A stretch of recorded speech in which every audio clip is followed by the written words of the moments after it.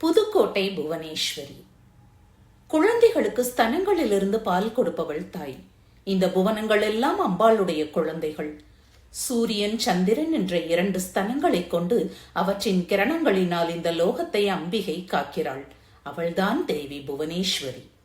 புவனேஸ்வரி கால வெள்ளத்தில் புவனங்களை பூக்கச் செய்தவள். இப்புவனங்களை நிரப்ப பசு, பறவை, மிருகம், பாம்பு, மனிதன் என்று அனைத்து உயிரினங்களும் தோன்றிவிட்டன. இவைகளுக்கு உருவங்களும் பெயர்களும் இவளால் தான் வந்தது. அவர்களை ஆளும் புவனேஸ்வரியாக இவள் ஆனாள். முன்னொரு காலத்தில் 100 ஆண்டு காலம் மழையே பொழியாமல் தண்ணீர் பஞ்சம் ஏற்பட்டது.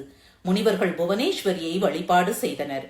ஸ்ரீ புவனேஸ்வரி அவ்விடம் தோன்றி தன் 100 கண்களால் முனிவர்களுக்கு வேண்டிய வரம் கொடுத்தாள். அதனால் அவளுக்கு ஷதா என்ற பெயர் ஏற்பட்டது. மழை பொழிய வைத்து பஞ்சம் நீங்கும் வரை உயிர்களின் உடலில் நிலைப்பதற்கான உணவுப் பொருளை தன் உடலிலிருந்து கொடுத்து புவனேஸ்வரி மாதா சாக்கம்பரி என்ற பெயரை அடைந்தாள். உத்கலம் என்பது இப்போதுள்ள ஒரிசா மாநிலம். அங்கு புவனேஸ்வரம் என்றே அம்பிகையின் பேரில் ஒரு நகரம் இருக்கிறது. இங்கு அம்பிகை கோபாலினியாக, அதாவது பசுக்களை மேய்ப்பவளாக விளங்குகிறாள்.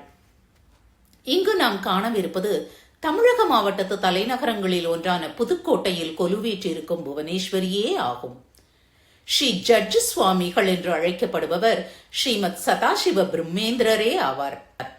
இவர் 1908 புதுக்கோட்டையில் சமாதி அடைந்தார். இந்த சமாதியில் தான் இப்போது புவனேஸ்வரி அதிஷ்டானம் அமைந்துள்ளது. இந்த அதிஷ்டானம் ஏதோ சாதாரணமான இடம் என்று நினைக்க வேண்டாம்.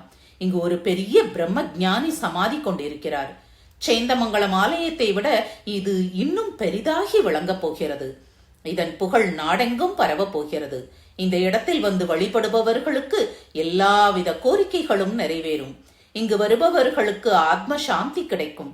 இவ்விடத்திலேயே முன்பு கூறிய புவனேஸ்வரி எழுந்தருளி இருக்கின்றாள். புவனங்களை காக்க வேண்டும் என்ற நோக்குடன் இருக்கின்ற புவனேஸ்வரியிடம் நாம் வேண்டும் வரம் கேட்கலாம். எந்த தாயும் தன் குழந்தைகளுக்கு கொடுக்க மாட்டேன் என கூறமாட்டாள். எனவே இங்குள்ள புவனேஸ்வரியும் நாம் வேண்டுவனவற்றை கொடுப்பாள்.